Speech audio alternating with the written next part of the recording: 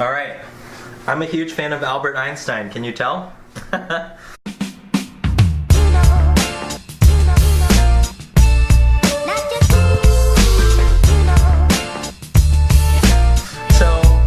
The third construct here in this framework is the idea of questions as a test and leading questions. Albert Einstein offers us this quote: "If I had an hour to solve a problem and my life depended on it, I would use the first 55 minutes determining the proper questions to ask." I think it's easy for us to dismiss the importance of how questions are framed.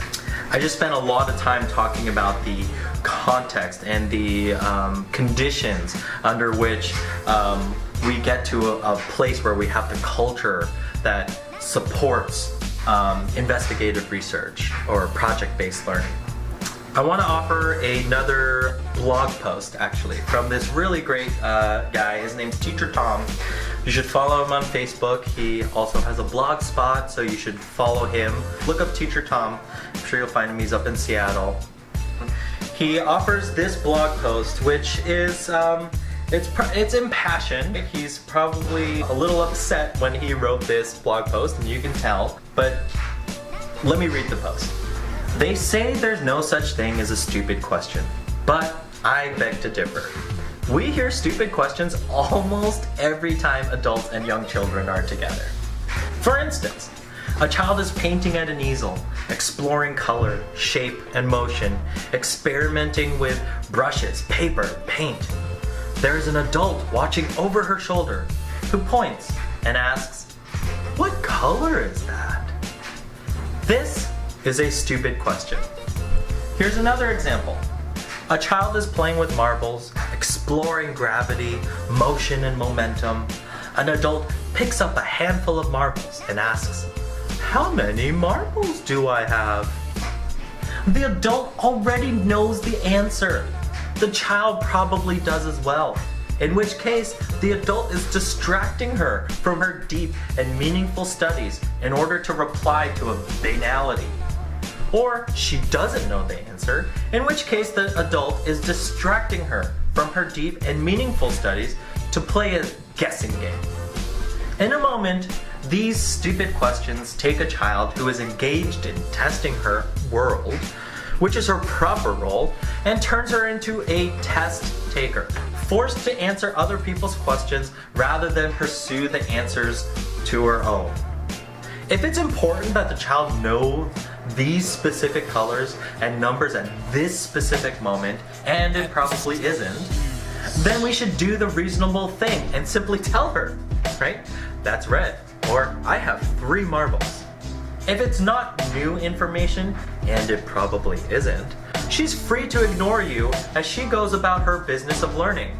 If she didn't know, now she does. In context, as she goes about her business of learning. This is probably the greatest crime we commit against children in our current educational climate of testing, and more testing. We yank children away from their proper role as self-motivated scientists, testing their world by asking and answering their own questions, and instead force them to become test takers, occupying their brains with our stupid questions.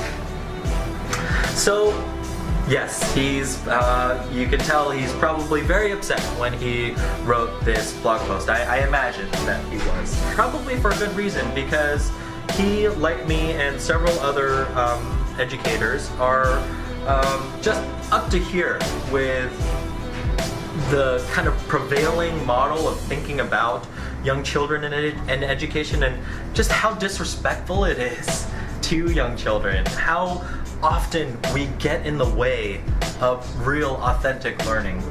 There are several kind of takeaways here, but the one big takeaway that I want us to kind of focus on for this session is how he talks about the questions that we ask about how many marbles do we have, or what color is that? That really what we're trying to do is test the child, right? Do you know this? And if you know this, can you respond correctly? Because we seem to be obsessed with getting children prepared for this, that testing model, right? Testing, and more testing, he says.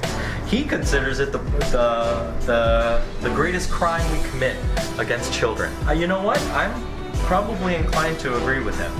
What we're doing in this style, when we ask questions in this way, is we're not teaching towards a consciousness. We're not teaching towards an awareness or towards any kind of greater problem solving or critical thinking.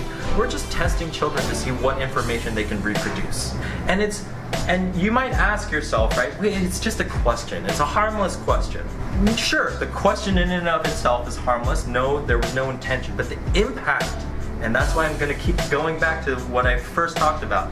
The impact of it doesn't have to be explicit. It doesn't have to be intentional, right? Where children are just situated in this context, in this culture of schooling, and they have to respond, they have to act, they have to live their lives. And so when we ask questions in this way, we get in the way, we're testing them, it's not respectful. So yeah, the reason why I got into theory building is that we have to make some declarations within ourselves about our belief systems and what we believe about young children in order to teach in a way so that young children are engaged in these in-depth conversations, these research type conversations and dialogue, right? So this is something that I used to post on my wall, and I still do, and it says this: we declare what children are now and not later. Children are authors. Children are creators. Children are scientists. Children are makers. Children are capable.